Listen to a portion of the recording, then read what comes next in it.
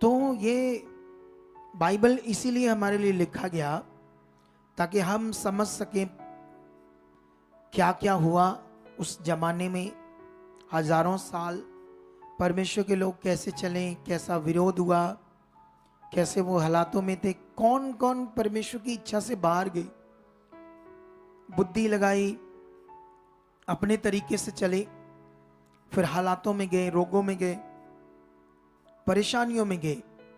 तो इन सब बातों को हम जब सीखते हैं, इस ज्ञान को, सच्चाई को, ताकि हम परमेश्वर के नजदीक रहें। जैसे बाइबल में 91 भजन संहिता में, जबूरों की पोथी में ऐसे लिखा ना, जो उसके ठहराए हुए स्थान और उसकी छाया के नीचे रहेगा। ये क्या मतलब है ना, इसे समझना है। उसके ठहराए हुए स्थान और उसकी छाया के नीचे मतलब उसकी इच्छा में चलना, उसकी आज्ञाओं में रहना, उसके लॉ में रहना, जो उसने कहा वो करना, जैसा मन उसने कहा वो बनाना, उसकी आज्ञाओं और नियम में लगातार बने रहना। और बाइबल में लिखा, जो ऐसा करेगा महामारियां भी आएंगी लेकिन उसको छू नहीं पाएंगी। बाइबल में लिखा, कितने खतरनाक रोग, हालात, प्रॉब्लम्स आएंगी लेकिन वो उनको नाश नहीं कर पाएंगी, जो उसके ठहराए हुए स्थान और छाया के नीचे रहेगा। हम परमेश्वर की हजूरी में, हमें परमेश्वर ने कहा 6 दिन काम करो, 1 दिन मुझे दो। ये इसलिए परमेश्वर ने कहा था ताकि हम 6 दिन अपने कामों को करें और 1 दिन खुदावंद की हजूरी में रहें, सीखें, समझें और भी उसके साथ चलें। संसार के लोग 6 दिन काम करते हैं और 7वें दिन या सैटरडे रात को पार्टीज करते हैं, घूमते फिरते हैं, शराबे पीते हैं, बहुत कुछ करते हैं ना। आज भी पता नहीं कहां कहां वो लोग होंगे। लेकिन हम आज का दिन किसको देते हैं? परमेश्वर को। और ये जीवन है आपके लिए। हालेलुया। अगर आप बाइबल में जाओगे, न्यायों की पुस्तक को पढ़ोगे तो वहां पर, पंजाबी में भी इसको न्याय बोलते हैं, ठीक है। तो न्यायों की पुस्तक को पढ़ोगे तो वहां पर आपको समझ आएगी कि वो लोग बार बार हालातों में जा रहे थे। तो ये न्यायों की बुक जरूर आपने पढ़नी है अपने घर में जाकर, सारी की सारी क्या क्या हो रहा था उस समय। उस समय न्यायों की पुस्तक में जब कोई अच्छे दिल वाला या परमेश्वर की इच्छा में चलने वाला कोई जन, परमेश्वर का भक्त तगड़ा मन बनाता था, तो परमेश्वर इजरायलियों के ऊपर उसे न्याय बनाता था। वो उनका न्याय करता था, उन्हें छुड़वाता था, उन्हें परमेश्वर के साथ चलवाता था, एक न्याय के रूप में। हालेलुया। लेकिन अगर आप उस बुक को पढ़ोगे तो वहां पर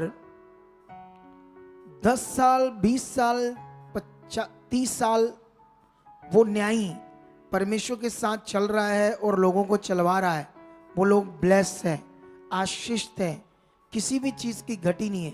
परमेश्वर की प्रोटेक्शन, सामर्थ उनकी जिंदगी में काम कर रही है। हालेलुया। कितने लोगों को यह बात समझ आ रही है? लेकिन जब उसका जीवन खत्म हो जाता था, मतलब उम्र के हिसाब से उसकी मृत्यु हो जाती थी, वो मसीह में सो जाता था, उसके बाद वो लोग भटक जाते थे। उसके बाद वो लोग फिर से पाप करने लगते थे, गलत चीजें करने लगते थे, परमेश्वर से दूर होकर, पता नहीं संसार के लोग जो करते थे, पत्थर मिट्टी की पूजा, उन चीजों को ध्यान देने लगते थे। क्योंकि अब उन्हें सिखाने वाला कोई नहीं है, अब उन्हें अच्छे से कोई चलाने वाला नहीं है, क्योंकि अभी दूसरा भक्त खड़ा नहीं हुआ। तो ऐसे करके वो राजाओं की बुंदवाई में चले जाते थे, तकलीफ में, दुख में, भूखे मरते थे, परेशान थे, हालातों में थे। हालेलुया। उस बुक से हमें सीखने को मिलता है, आज तो अनुग्रह है, परमेश्वर हमारे साथ है, लेकिन आज भी वही लॉ है। लॉ ये है कि तुम्हें बनना पड़ेगा, लॉ ये है कि परमेश्वर की इच्छा में तुम्हें चलना पड़ेगा, लॉ ये है कि उसके अनुग्रह के नीचे तुम्हें रहना पड़ेगा। अगर तुम नहीं रहे तो तुम्हें हालातों का सामना करना पड़ेगा, बीमारियों का सामना करना पड़ेगा, कभी कभी बहुत तकलीफ भरे हालातों का भी सामना तुम्हें करना पड़ेगा, अगर तुम परमेश्वर की इच्छा में नहीं रहोगे, लॉ में नहीं रहोगे। आमीन। तो मैं आपको यहाँ पर न्यायों की पुस्तक में याद रखना एक करैक्टर है। मैं थोड़ा सा इसको न्यायों की पुस्तक में आपको समझाता हूँ, यह हमारे लिए एक बड़ा अच्छा विषय है। उससे पहले यहोशू था, कुछ और भी न्यायी थे, वो मसीह में सो गए और सोने के बाद वो अब उन्हें कोई चलाने वाला नहीं है, जैसे मैं आपको चलाने वाला हूं। आमीन। जब ये लाखों लोग भी आ जाएंगे जो मैं सिखा रहा हूं, कॉन्टिन्यू आपको मास प्रेयर करूंगा, हीलिंग करूंगा, वर्ड दूंगा, तुम कभी नीचे नहीं जाओगे, आगे आगे जाओगे, क्योंकि परमेश्वर का मैं अभिषिक्त हूं, अभिषिक्त दास हूं। उसने मुझे तुम्हारे लिए ठहराया है। अगर तुम्हारा ये विश्वास है कि खुदा ने ये अगुआ हमें दिया ताकि हम आगे बढ़े, और जो कुछ इसके मुंह से परमेश्वर बात करता है हमें उसे मानना है, पूरा करना है। अगर आपने ऐसा ध्यान दिया तो आप कभी ठोकर नहीं खाओगे, आप आशीषित होते जाओगे और आगे बढ़ते जाओगे। और ये बात मैं कहानी नहीं बोल रहा हूं, ये पावरफुल बात है, इसको कोई करके देखे। जितने लोग इसको करते हैं ना, वो बड़ी बरकत पाते हैं, बड़ी आशीष पाते हैं। उसके बाद जब हम देखेंगे तो यहाँ पर ये लोग फिर से दूसरी जातियों, फिलिस्तियों, अलग अलग सदोनियों, कनानियों, ऐसे लोगों की गुलामी में जा रहे थे, क्योंकि ये परमेश्वर से दूर हो जाते थे, परमेश्वर के साथ अपने रिश्ते को बनाकर नहीं रखते थे, क्योंकि उस समय इनके पास पवित्र आत्मा नहीं था और ये शारीरिक थे, पाप से जन्मे थे। उस समय शैतान का जोर सबसे ज्यादा था। ठीक है, पहले एक ओतनियल खड़ा हुआ, फिर एहूद खड़ा हुआ, फिर शमगर। ऐसे परमेश्वर के भक्तों ने कितने कितने साल इनका न्याय किया, इन्हें छुड़वाया, ये ब्लस रही। लेकिन जब जब ये जैसे ओतनियल की मसीह में सोता है तो फिर ये प्रॉब्लम में जाते हैं, फिर एहूद सोता है तो फिर प्रॉब्लम में जाते हैं। जब शमगर सो जाता है, इतने उनको ब्लेस जिंदगी दिलाता था वो परमेश्वर से, क्योंकि ये लोग उसकी बातों को मानते थे, ज्ञान को मानते थे जो आत्मा के द्वारा परमेश्वर देता था। लेकिन यहां पर एक करैक्टर है न्यायों की पुस्तक 4 में, चैप्टर 4 में, यहां पर ये लोग फिर से, कौन सा राजा? जाबीन और उसका एक, मैं थोड़ा सा पढ़कर सुनाता हूं आपको, 4:1। जब यहूद मर गया तब इजरायलियों ने फिर यहोवा की दृष्टि में बुरा किया, इसलिए यहोवा ने उनको हासोर में विराजने वाले कनान के राजा जाबीन के अधीन कर दिया, जिसका सेनापति सीसरा था और जो अन्य जातियों के हरोशेत का निवासी था। तब इजरायलियों ने यहोवा की दुहाई दी, क्योंकि सीसरा के पास लोहे के 900 रथ थे। हालेलुया। और वह इजरायलियों पर 20 वर्ष तक बड़ा अंधेर करता रहा। जब कोई गुलामी में होता है, ये 20 वर्ष तक इतनी तकलीफ में रहे। जैसे अभी ये जो हमारा देश है, सेकुलर देश भारत, ये गुलदस्ता है, यहाँ हर धर्म, हर जाति के इंसान रहते हैं और अपना अच्छे से जिंदगी जी रहे हैं। सारे हर धर्म के लोग जैसे भी जी रहे हैं, खुशी से, चाहे दुख हालात भी है लोगों को, लेकिन फ्री है, वो जी रहे हैं। उनको कोई ऐसे नहीं, गुलाम नहीं है वो किसी के, बोलो। लेकिन ये जो हिंदू बाबा और आरएसएस का मिशन है कि इस देश को हिंदू राष्ट्र बनाया जाए, और उसके बाद जितने भी इस देश में जो छोटी जातियां हैं, सिख है, क्रिश्चियंस है, मुस्लिम है, बुद्धिस्ट है, जैनिस है, और भी कई ऐसे लोग, इन सबको गुलाम बनाया जाए। और ऐसे ये सीसरा इजरायली लोग गुलाम थे सीसरा सेनापति के। और इतना अंधेर कर रहा था, इतनी तकलीफ में रखा था। इसीलिए आपको प्रार्थना करनी है इस देश के लिए कि दुष्ट लोगों के मंसूबे कभी भी कामयाब ना हो। हर दिन अपनी प्रार्थना में रहना है ताकि जो भी इस दुनिया के लोग हैं वो आज़ादी से रह रहे हैं, ऐसे अपनी जिंदगी को जिए। हालेलुया।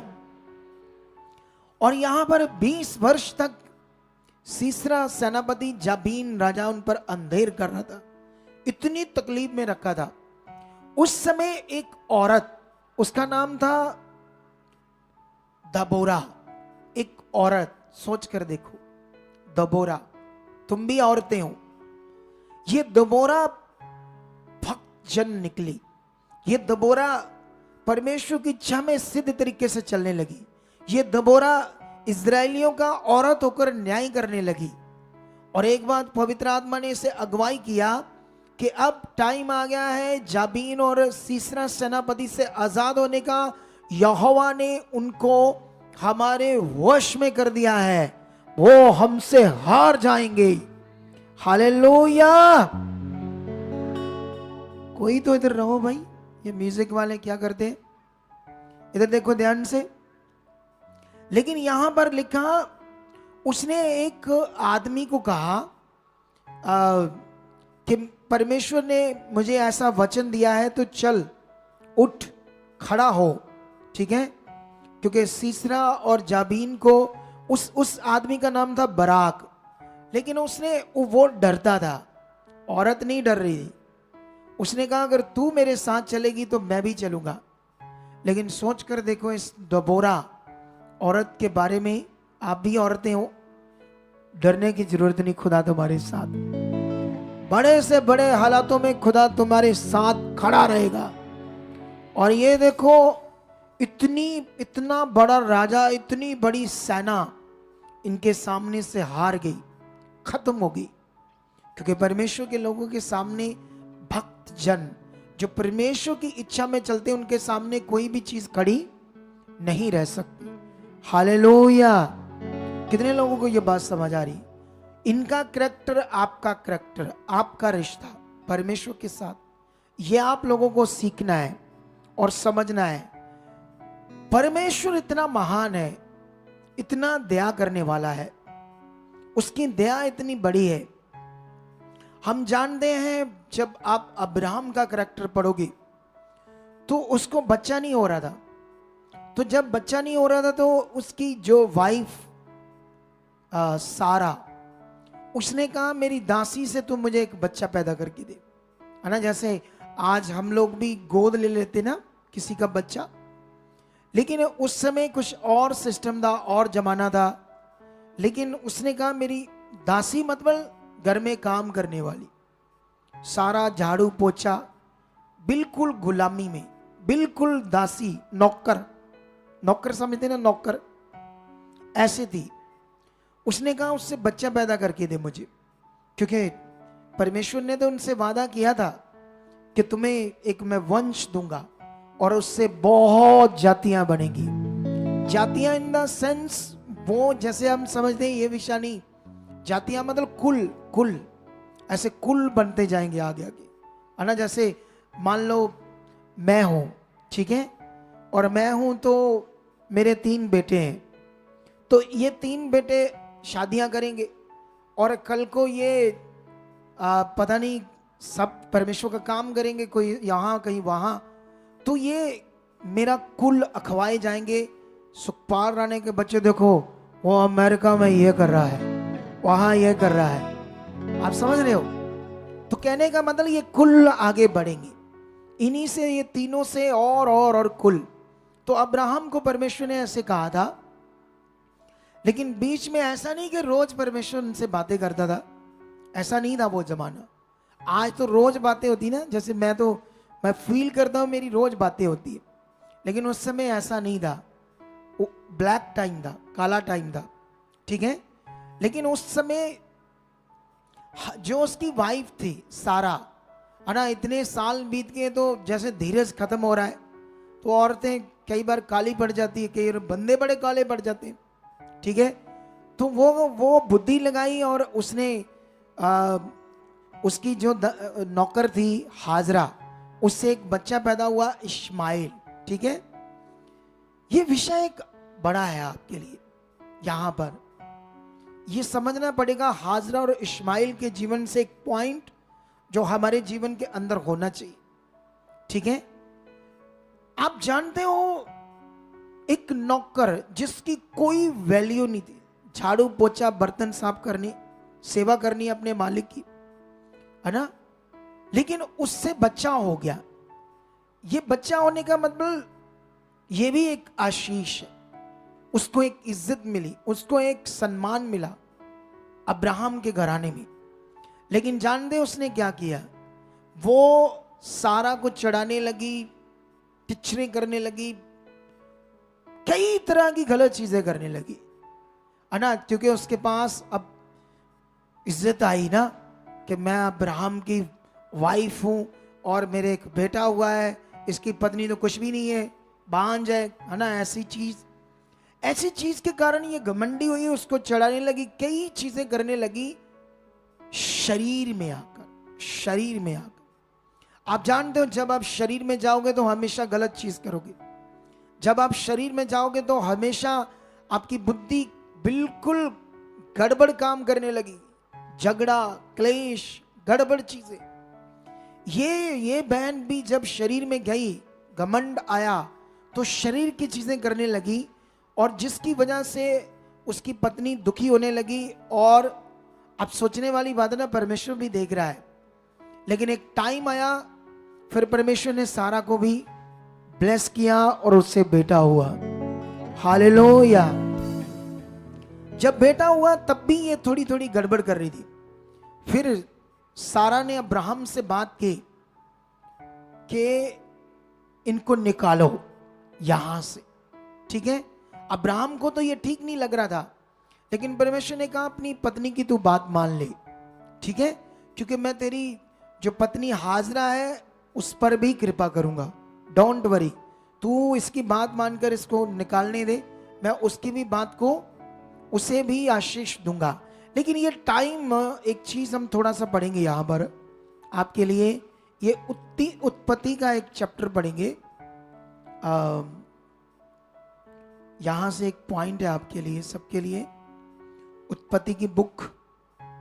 ठीक है, 21 अध्याय, वहां पर हम 15 से लेकर 18 तक पढ़ेंगे। क्या लिखा यहां पर? लिखा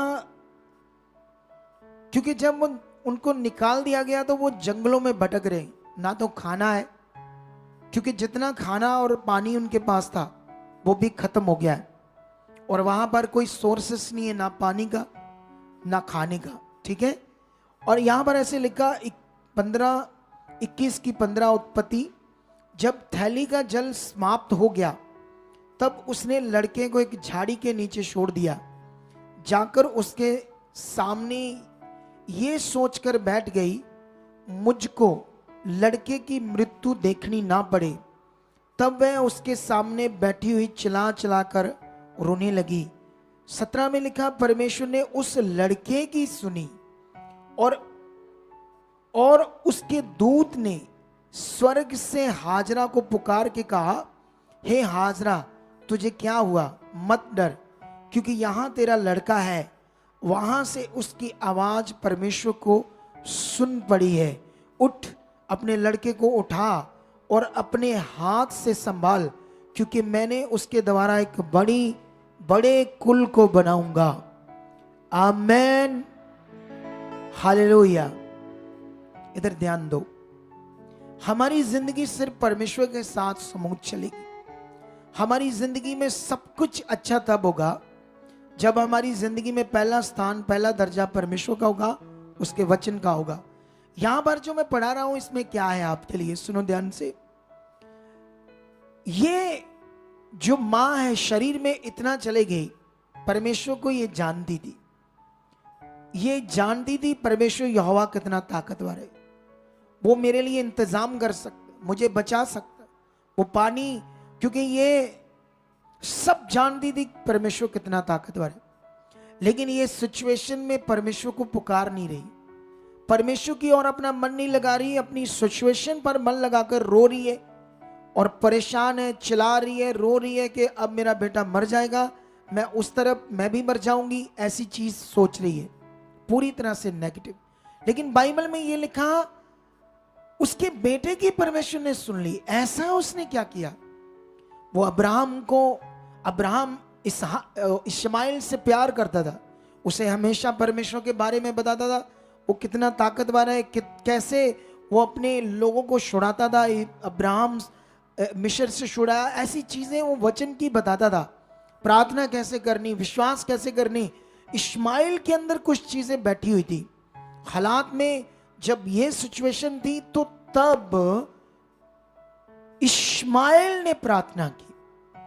इस्माइल प्रार्थना कर रहा था, एक नौकर पर दया हुई, बुद्धि लगाई, घमंडी बने, हालातों में फंसे, शरीर में गए, परेशान हुए।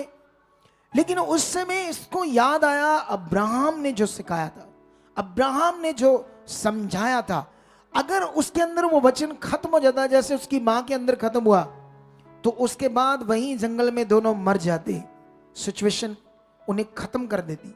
इसी तरह आपको ये पकड़ना है कि उसने जब प्रार्थना की सच्चे दिल से, तो उस समय परमेश्वर ने उसके बेटे की सुनी, सिचुएशन को देखा, उसी समय एक कुएं को प्रकट किया उनके पास, उन्होंने पानी को पिया और खुदावंद ने उन्हें ब्लेस किया, उन पर अपनी दया को किया। Hallelujah, hallelujah. कितने लोगों को ये बात समझ आ रही है? शरीर में जाना बड़ा खतरनाक है हमारे लिए, बहुत खतरनाक है। बाइबल में लिखा, शरीर पर मन लगाना मृत्यु है और आत्मा पर मन लगाना जीवन और शांति है। तुम जानते हो, हम जब परमेश्वर में जुड़े हुए हैं तो शैतान लगातार आपकी जिंदगी में काम करने की कोशिश करता रहता है। उसका एक ही हथियार है, तुम्हें शरीर में लेकर जाए। उसका एक ही हथियार है, तुमसे पाप करवाए, व्यभिचार करवाए। व्यभिचार वीडियोस को देखने से भी, मोबाइल से गलत वीडियो देखोगे, 1 मिनट में सामने आ जाएगी, फोन खोलोगे, ये भी एक तरह का व्यभिचार है।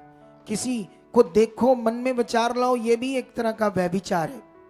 इसी से कई लोग ऐसी चीजें करते रहते हैं और प्रार्थना में पीछे हैं, वचन में पीछे हैं, संगति में पीछे हैं, विश्वास में पीछे हैं।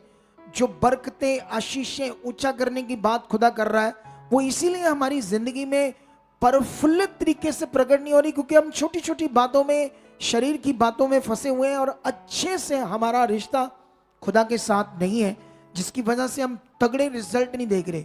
लेकिन आपको ध्यान देना होगा। आप जानते हो, जब परमेश्वर ने हाबिल की भेंट को ग्रहण किया, और क्यों कैन की भेंट को ग्रहण नहीं किया? क्योंकि वो शरीर में था, उसके अंदर गलत मन था, कैन के अंदर, उसके अंदर पाप काम कर रहा था, वो लालची था। जैसे उसने, परमेश्वर का नियम था, अपना 10% पहले भेंट को, फसल की जो पहला फल है उसको भेंट के रूप में परमेश्वर के पास लेकर आना।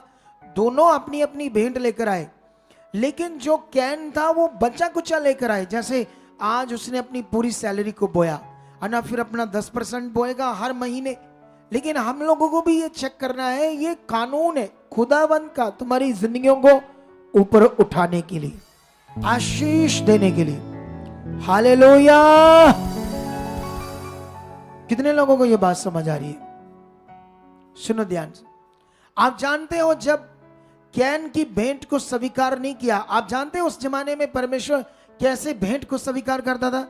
वो वेदी के आगे रख देते थे, वो उठाई जाती थी, गैब हो जाती थी भेंट। मतलब उसी से वो सोचते थे मेरी भेंट ग्रहण हुई। अभी तो ऐसे नहीं है ना, उस समय ऐसे था, लेकिन आज भी बड़े काम कर सकता है।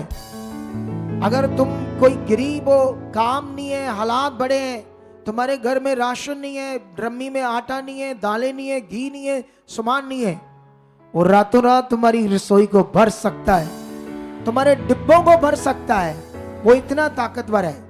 लेकिन सवाल है, तुम इतना ताकतवर उसे मान रहे हो? तुम्हारी जिंदगी में उसकी वैल्यू है?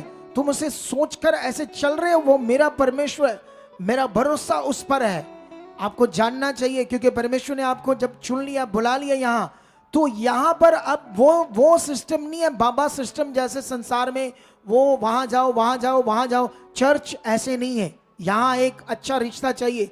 अगर आप सीख कर बना रहे हो तो आप फलवंत हो जाओगे।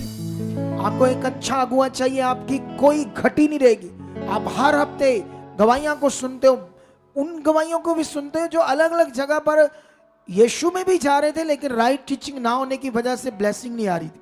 उन गवाहियों को भी सुनते हो, पावरफुल। लेकिन बाइबल में लिखा, जो कैन था उसकी भेंट जब स्वीकार नहीं हुई, वो गुस्से से भर गया और परमेश्वर ने उसे कहा, तेरा गुस्सा क्या जायज है? तू क्या ये शरीर की चीजें कर रहा है? अगर तू भला करे, अच्छा मन बनाए, मेरे साथ खरा बने, वफादार बने, क्या तेरी भेंट ग्रहण ना की जाएगी? फिर परमेश्वर ने उसे कहा, देख पाप द्वार पर खड़ा है और तूने उस पर प्रभुता करनी है। उसको ऐसा कहा, अगर तूने उस पर प्रभुता नहीं की, पाप के ऊपर, अगर हमने पाप के ऊपर उसको अपना गुलाम नहीं बनाया, उसको अपने वश में नहीं किया, उसके ऊपर हमने तगड़े नहीं हुए, तो वो हम पर तगड़ा हो जाएगा और हमें अपना गुलाम बनाकर परमेश्वर से दूर करेगा, हमसे ऐसी चीजें कराएगा जिससे आप फंस जाओगे।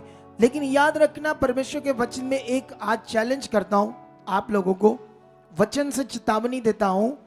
देखो, जो भी आप पाप करोगे, व्यभिचार, गंदी वीडियोस, फ्रेंड्स बनाओगे, ऐसी चीजें करोगे, पाप करोगे, याद रखना कुछ टाइम आपको लगेगा कुछ भी नहीं हो रहा, क्योंकि पाप एक मीठा जहर है। पाप एक बड़ी मीठी चीज है, बड़ा आनंद देता है। पाप जो करते हैं उनको आनंद आता है, इससे उनको मजा आता है। समझ आ रही कि नहीं आ रही? लेकिन बाइबल में लिखा, पाप की मजदूरी मौत है। इसका फल एक दिन आपकी जिंदगी में आ जाएगा। उन लोगों की जिंदगी में जो आज इस मीठी चीज को, पाप को कर रहे हैं और यहां आते हैं और सुनते हैं, लेकिन ध्यान नहीं देते, इधर 2 मिनट के लिए सोचते हैं, फिर गलत चीज करते हैं। लेकिन आपको आगे बढ़ना है, शैतान को मौका नहीं देना है। हालेलुया। अब सोचने वाली बात है, यहां पर ये नौकर थी, अन्य जाति थी। आपको समझ आ रही कि नहीं आ रही? ये हाजरा, फिर भी परमेश्वर ने उस पर दया की। लेकिन तुम्हें पता है तुम कौन हो? तुम्हें ये अच्छे से पता है तुम लोग कौन हो मसीह में? चलो 2-3 वचन में पढ़ाता हूं ताकि तुम्हें ये बातें मैं सिखा सकूं, तुम मसीह में कौन हो, ताकि तुम इसे अच्छे से अपनी जिंदगी में पूरा कर सको और विश्वास कर सको, जिससे तुम्हारी जिंदगी में खुदा क्या करे, बड़े काम करे। आमेन, हालेलुया। हम यूहन्ना की पुस्तक में जाएंगे, पत्रियों में, ठीक है? वहां पर पहला यूहन्ना पढ़ेंगे आपके लिए। इसमें पहला यूहन्ना वचन चैप्टर 3, पंजाबी में भी इसे पहला यूहन्ना ही बोलते हैं, ठीक है? पत्रियां बोलते हैं इसको। यहां पर मैं आपके लिए वचन पढ़ूंगा 3:1 से। ऐसे लिखा, देखो पिता ने हमसे कैसा प्रेम किया है कि हम परमेश्वर की संतान कहलाए, और हम है भी। इस कारण संसार हमें नहीं जानता, क्योंकि उसने उसे भी नहीं जाना। हे प्रियो, अब हम परमेश्वर की संतान हैं, और अभी तक ये प्रकट नहीं हुआ कि हम क्या कुछ होंगे। इतना जानते हैं कि जब वह प्रकट होगा तो हम उसके समान होंगे, क्योंकि उसको वैसा ही देखेंगे जैसा वह है। और जो कोई उस पर यह आशा रखता है, वह अपने आप को वैसा ही पवित्र करता है जैसा वह पवित्र है। हालेलुया। देखो, अगर आपके अंदर वचन है कि यीशु आने वाला है, ये अंत के दिन है, तो अगर आपकी ये आशा है कि वो बादलों पर आएगा मुझे लेने और मुझे उसके साथ जाना है, लाड़िए नी खिंचले तैयारियां, तेरा लाड़ा आने वाला है।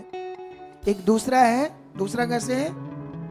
लाड़ी ने कर लिया तैयारियां, क्योंकि उसका क्या आने वाला है, उसका लाड़ा आने वाला है।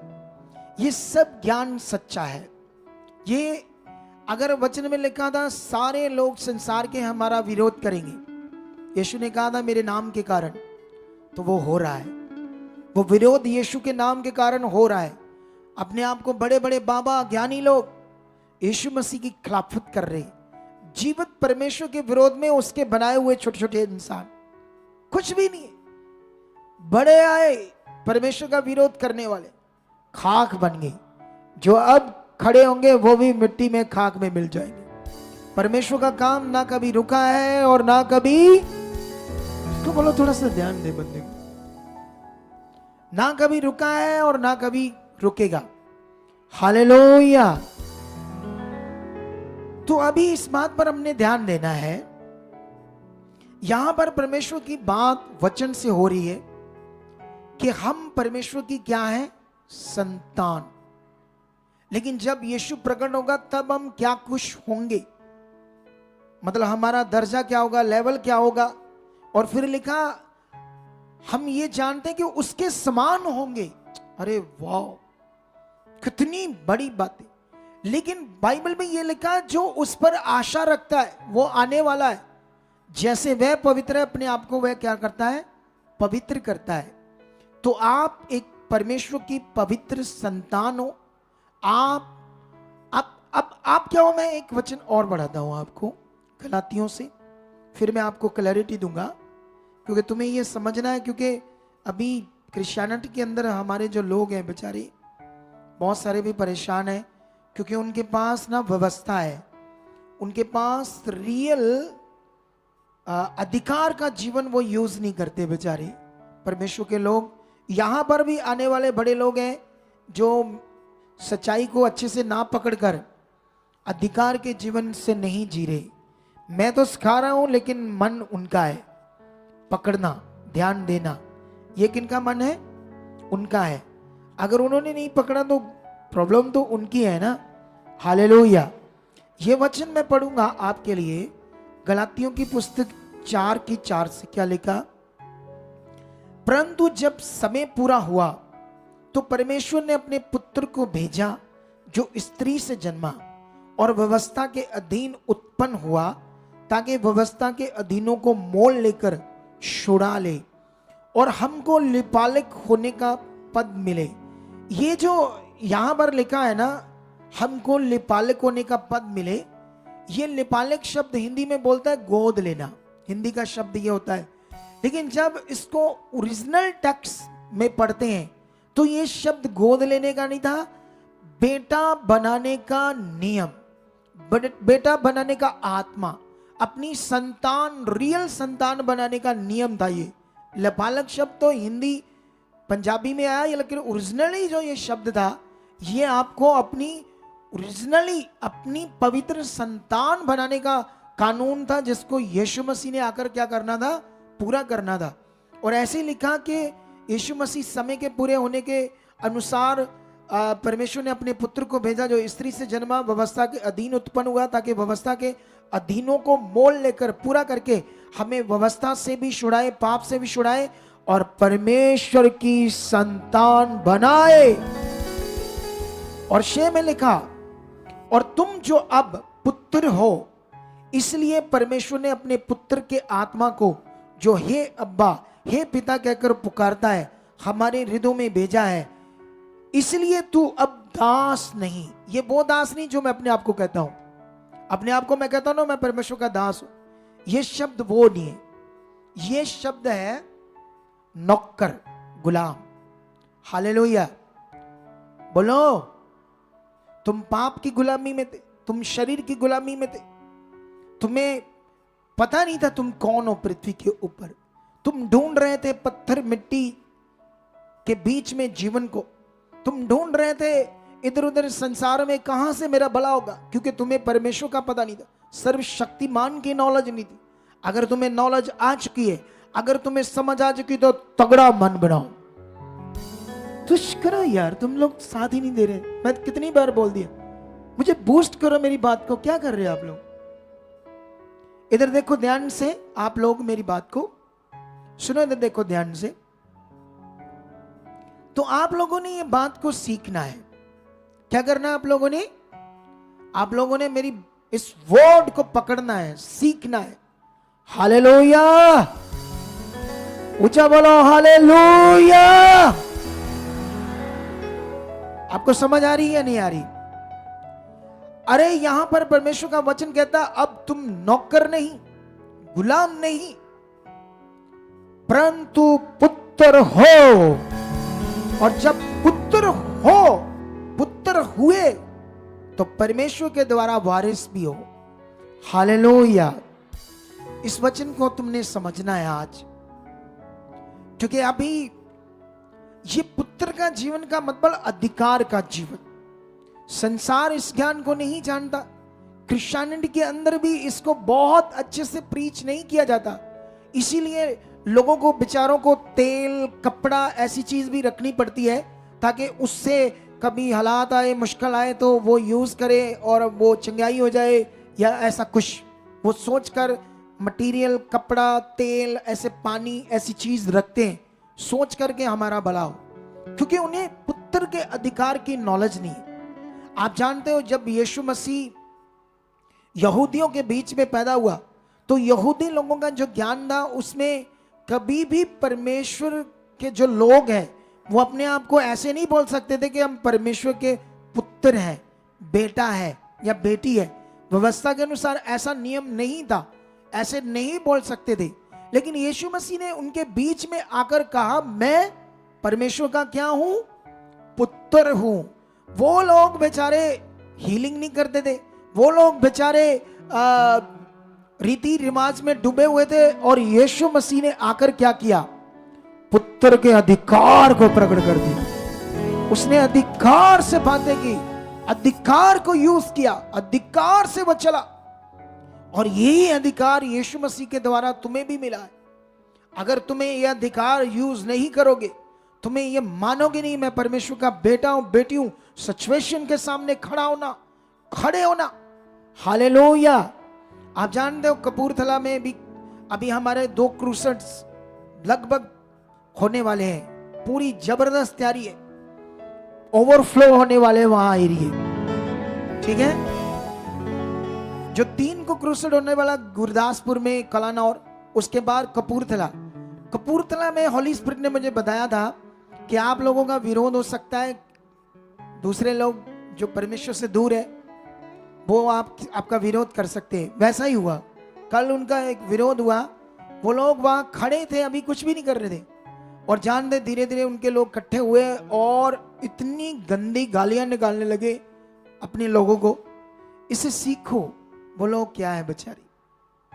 जबकि उन लोगों के घर के बाहर कोई पोस्टर नहीं लगाया, उन लोगों को कहा नहीं गया क्रूसेड में आओ, सिर्फ इनविटेशन दिया जा रहा है क्रिश्चियंस लोगों को, मसीह लोगों को, सिर्फ उन्हीं के घरों में जाया जा रहा है। फिर भी वो विरोध किया। सुनो ध्यान से, जबकि ये सेकुलर देश है, इस देश में हर धर्म, अब देखो वहां पर पूरे वाल्मीकि समाज अपना समागम कर रहे थे, कुछ वो लोग थे, कुछ दूसरे लोग थे, उन्हीं ने विरोध किया। जब तुम अपने भगवान का, अपने ईष्ट का समागम कर रहे हो, सब कुछ कर रहे हो, तुम्हें स्वतंत्रता है, तो क्या हमें नहीं है? हमें है या नहीं है? जब तुम्हें क्रिश्चियंस कंट्री में, अमेरिका में गुरुद्वारे बनाने की इजाजत है, मंदिर बनाने की इजाजत है, वो क्रिश्चियन कंट्री तुम्हें कुछ नहीं कहती, क्योंकि तुम्हारा धर्म है, तुम्हारा ईस्ट है, तुम्हारा मन है, जो तुम्हारे मन में आना करना है। जब वो लोग नहीं रोक सकते तो तुम कैसे रोकते हो? लेकिन कानून के अनुसार हमें आगे बढ़ना है। हालेलुया। इंसानों से डरने की जरूरत नहीं, तुम्हें यहां सीखना है पुत्र का अधिकार। सारी सिचुएशन तो वहां ठीक हो गई मिनटों में, क्योंकि वो सारे बच्चे दलेर थे, अधिकार रखते थे पुत्र का, अधिकार से बात करना आती थी उन्हें, परमेश्वर की सामर्थ को यूज करना आता था, परमेश्वर के पास जाना आता था अंदर से। ये वो वाला नहीं है जो अभी, ये तो बढ़ना है अभी ज्ञान। जब ये बढ़ जाएगा ना लोगों के अंदर, तब लोग देखना बड़ी बड़ी गवाहियों से, तगड़ी गवाहियां सुनाई।